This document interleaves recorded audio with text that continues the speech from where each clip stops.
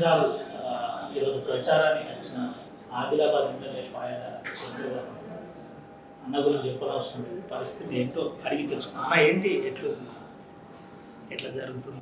తెలంగాణ రాష్ట్రంలో జరుగుతున్నటువంటి మున్సిపల్ ఎన్నికల పరిస్థితి చూస్తే ఎక్కడికి వెళ్ళినా కూడా ప్రజలంతా భారతీయ జనతా పార్టీకి అనుకూలంగా మాట్లాడుతున్నారు.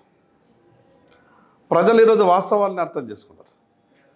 గతంలో 10 ఏళ్ళు ఈ రాష్ట్రాన్ని పాలించినటువంటి పార్టీ తెలంగాణ రాష్ట్రానికి ఏం నష్టం చేసింది, 2 ఏళ్ళు పాలిస్తున్నటువంటి కాంగ్రెస్ పార్టీ వ్యవహారం ఎట్లున్నదో ప్రజలకు అర్థమైంది.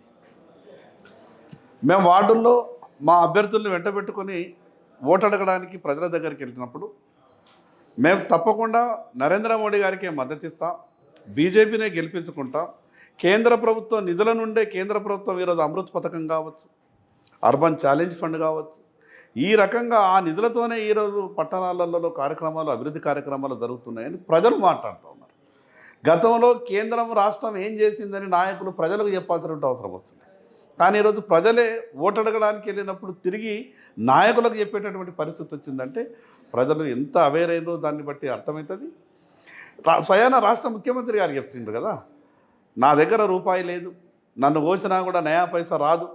అటువంటప్పుడు ప్రజలు సహజంగానే ఆలోచిస్తారు, మరి కేంద్రమే కదా రేపు ఆదుకోవాల్సింది, వాళ్ళకు ఓట్లేసి ఆ ఓట్ని వృధా చేసే బదులు ఎవరైతే నిధులు ఇచ్చేటటువంటి అవకాశం ఉన్నదో, ఎవరి వలనైతే అభివృద్ధి కార్యక్రమాలు జరుగుతాయో, ఈరోజు కేంద్ర బడ్జెట్లో లక్షల కోట్ల రూపాయలు పట్టణాల అభివృద్ధి కొరకు బడ్జెట్లో అలొకేషన్ కూడా జరిగింది. గతంలో లక్షల కోట్ల రూపాయలు ఇచ్చారు.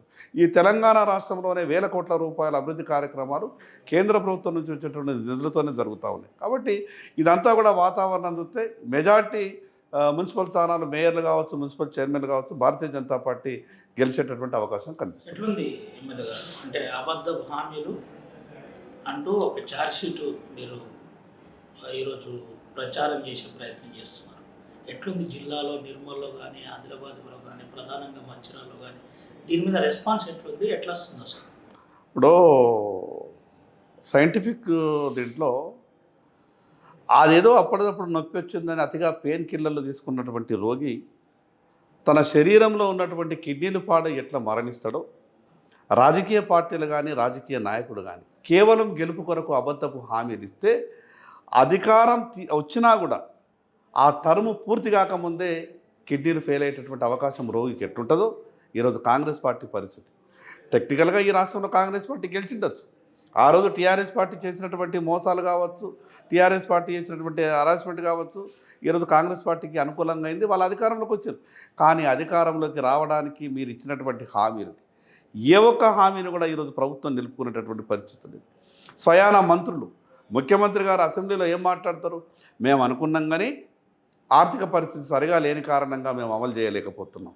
ఈ విషయం ఆ రోజు తెలియదా? ఈరోజు అసెంబ్లీలో మాట్లాడినటువంటి మాటల్ని గతంలో మీరు ప్రతిపక్ష నాయకునిగా, గతంలో మీరు ఒక మల్కాజ్గిరి పార్లమెంటు సభ్యునిగా, కాంగ్రెస్ పార్టీ అధ్యక్షునిగా ఈ తెలంగాణ రాష్ట్ర ఆర్థిక పరిస్థితి మీకు తెలియదా? తెలంగాణ రాష్ట్ర ఆర్థిక పరిస్థితి గురించి మీరే కదా అనేక సందర్భాల్లో ఆర్బీఐకి కూడా కంప్లైంట్ చేసింది. అనేక సందర్భాల్లో ఆర్థిక పరిస్థితి లక్షల కోట్ల అప్పులు ఉన్నదో చెప్పింది మీరే కదా. మరి చేయలేనప్పుడు హామీలు ఎట్లు ఇచ్చారు అంటే ప్రజలకు స్పష్టంగా అర్థమైంది. అంటే కేవలం ఓట్ల కొరకు మాత్రమే అబద్ధపు హామీలు ఇచ్చారు. కాబట్టి వీళ్ళకు సరే ఇంకా అసెంబ్లీ ఎన్నికలు ఇంకో 3 సంవత్సరాలు ఉన్నది, మధ్యలో దొరికిండ్రు వీళ్ళకి ఖచ్చితంగా వీళ్ళకి కర్రగాల్చి వాత పెట్టాల్సిందని ప్రజలంతా కూడా సిద్ధమైంది. ఇప్పుడు ఫ్లోర్ లీడర్ ఉన్నారు, ఎమ్మెల్యేగా ఉన్నారు, మీరు చాలా క్లోజ్గా ఆర్థిక పరిస్థితులను మీరు అధ్యయనం చేసినారు. ఎట్లుంది అంటే నిన్నటి కేసీఆర్ ఫోన్ ట్యాపింగ్ అంశం ఏదైతే ఉందో ఇప్పుడంతా రాష్ట్రంలో హాట్ టాపిక్ నడుస్తుంది. దీని మీద ఏం చెప్తారు మీరు డిప్యూటీ ఫ్లోర్ లీడర్గా? అంటే కాంగ్రెస్ టీఆర్ఎస్ మ్యాచ్ ఫిక్సింగ్ జరిగిందా అనేది మాకు అనుమానం వస్తుంది.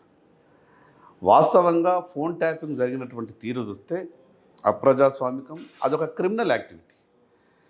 ఈ రాష్ట్రంలో ఉన్నటువంటి నాయకుల ఫోన్లే కాకుండా హైకోర్టు, సుప్రీంకోర్టు జడ్జిల ఫోన్లను కూడా ట్యాప్ చేసినట్టు, మిగతా అధికారుల ఫోన్లను కూడా ట్యాప్ చేసినట్టు, వ్యాపారవేత్తల ఫోన్లు కూడా ట్యాప్ చేసినట్టు అనేకంగా టీవీలలో వార్తలు వచ్చినాయి, పేపర్లలో వార్తలు వచ్చినాయి. విచారణ పేరు మీద సంవత్సరాల తరబడి విచారణ చేస్తే దోషులకు శిక్షలు ఖరారు ఎప్పుడు చేస్తారు? ఇప్పుడు మాకు అనుమానం ఏంటంటే ఇక్కడ ఉన్నటువంటి తెలంగాణ పిల్ల కాంగ్రెస్ టీఆర్ఎస్ కంట్రోల్లో రాకుంటే ఢిల్లీలో ఉన్నటువంటి తల్లి కాంగ్రెస్ని మేనేజ్ చేసిండ్రు.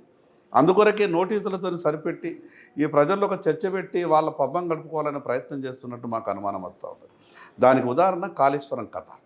మేము అడిగినాం, కాళేశ్వరం మీద 1,00,000 కోట్లు తిన్నారు కదా, దాని మీద పూర్తి విచారణ జరగాల, సిబిఐకి ఇవ్వాలనంటే కేవలం 10,000 కోట్లకు సంబంధించిన అంశం మాత్రమే సిబిఐకి ఇచ్చారు. 1,00,000 కోట్లు తిన్నారు అని మీరే అన్నారు కదా, 1,00,000 కోట్లు రికవరీ చేస్తామని చెప్పింది మీరే కదా, విదేశాలకు హవాలాదార తలవెళ్ళినటువంటి డబ్బును తీసుకొచ్చి సంక్షేమ పథకాలు అమలు చేస్తామన్నారు కదా. మరి అటువంటప్పుడు సిబిఐకి మీరు అసెంబ్లీలో తీర్మానం పెట్టి కేసు ఇచ్చేటప్పుడు పూర్తిగా కాళేశ్వరం ప్రాజెక్టు మీద ఎంక్వైరీ అడగాలి. కానీ అడిగిందేవి కేవలం 3 బ్యారేజ్ల మీద మాత్రమే ఎంక్వైరీ అడిగారు. దాని లోపలనే వాళ్ళ చిత్తశుద్ధి ఏమనేది కాంగ్రెస్ పార్టీది అర్థమైంది. నిజంగా టీఆర్ఎస్ కాంగ్రెస్ కలిసిగా లేకుంటే కాళేశ్వరం మొత్తం ప్రాజెక్టు మీద వాళ్ళు ఎంక్వైరీ అడుగుతుంది. వాళ్ళు దాంట్లో కేవలం 3 బ్యారేజ్ల మీద ఎంక్వైరీ మాత్రమే అడిగింది అంటే టీఆర్ఎస్ కాంగ్రెస్ కలిసి వ్యవహారాలు చేస్తూ ఉన్నది. అందుకే ఆ 2 పార్టీలు ఈరోజు రాష్ట్ర ప్రజలు నమ్మేటటువంటి పరిస్థితులు లేరు. మీరేమో 2 పార్టీలు అంటున్నా, లాస్ట్ 2 క్వశ్చన్స్ అడుగుతా. వాళ్ళేమో అటు ములాఖత్ అయ్యారు, బీజేపీ కాపాడుతుంది రేవంత్ రెడ్డిని అని ఓ ప్రచారం చేస్తున్నారు. ఏంటన్నా అసలు భారతదేశంలో కాంగ్రెస్ పార్టీ నాయకుల్ని కానీ కాంగ్రెస్ పార్టీతోని కానీ మిలాఖత్ అయ్యేటటువంటి అవకాశం అవసరం భారతీయ జనతా పార్టీకి రాదు. ఈరోజు భారతీయ జనతా పార్టీ నిబద్ధతతో పనిచేస్తుంది. ఈ దేశాన్ని పాలిస్తున్నటువంటి పార్టీ, ఈ దేశంలో ఉన్నటువంటి దాదాపు 20 రాష్ట్రాలను మేము ప్లస్ ఎన్డీఏ కలిపి పాలిస్తున్నటువంటి పార్టీ. భారతీయ జనతా పార్టీ కాంగ్రెస్ పార్టీతో కానీ కాంగ్రెస్ పార్టీ నాయకులతో కానీ మిలాఖత్ కానీ వాళ్ళు రక్షించాల్సిన కానీ అవసరమే లేదు. ఈరోజు భారతీయ జనతా పార్టీకి మిగతా రాజకీయ పార్టీలకు ఎక్కడ కూడా పొత్తు లేదు, పొంతన కూడా లేదు. ఈరోజు ఈ మున్సిపల్ ఎన్నికల్లో జరుగుతున్నటువంటి కొన్ని విచిత్ర సంఘటనలు, విచిత్ర విషయాలు మా దృష్టికి వస్తూ ఉన్నాయి. మొన్న జూబ్లీ హిల్స్లో ఉప ఎన్నిక జరిగింది. తమ్ముడికేమో టీఆర్ఎస్ పార్టీ హామీ ఇచ్చింది, అన్నకేమో కాంగ్రెస్ పార్టీ హామీ ఇచ్చింది. అన్నకి చెప్పిందట కాంగ్రెస్ పార్టీ ఎక్కడ అవకాశం ఉన్నా ఎంఐఎంకు మేము మద్దతు ఇస్తామని. తమ్మునికి చెప్పింది టీఆర్ఎస్ పార్టీ ఎక్కడ అవకాశం ఉన్నా కూడా మున్సిపల్లో మేము ఎంఐఎంకు మద్దతు ఇస్తామని. అంటే 2 రాజకీయ పార్టీ కాంగ్రెస్ టీఆర్ఎస్ ఎంఐఎంకు తొత్తుల్లా వ్యవహరించి ఎంఐఎం లేకుంటే మేము బతకలేమనేటువంటి పరిస్థితిలో ఈరోజు ఆ 2 రాజకీయ పార్టీలు దిగజారేటటువంటి పరిస్థితి దిగజారినటువంటి పరిస్థితిని చూస్తే ప్రజలకి ఈరోజు గోస అనిపిస్తున్నది.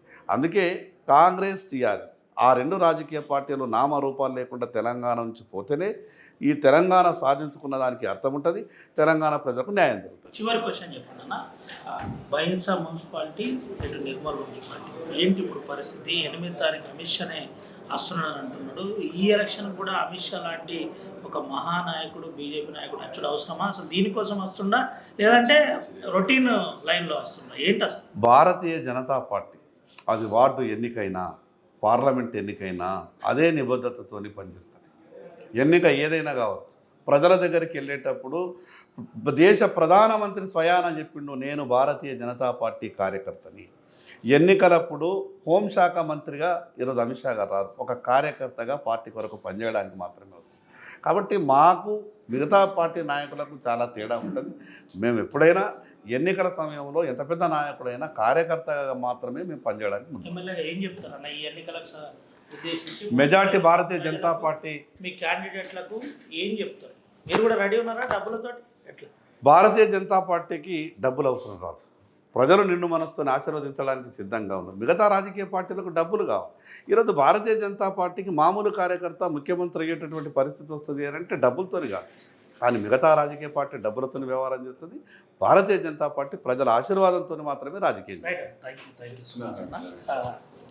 ఇది పరిస్థితి. భారతీయ జనతా పార్టీకి డబ్బులు అవసరం లేదు, ప్రజలతో పాటు బలమైన కార్యకర్తలతో పనిచేస్తారని చెప్తున్నారు. అసలైన తొలి వెలుగు. ఫాలో వాట్సాప్ @తొలి వెలుగు official.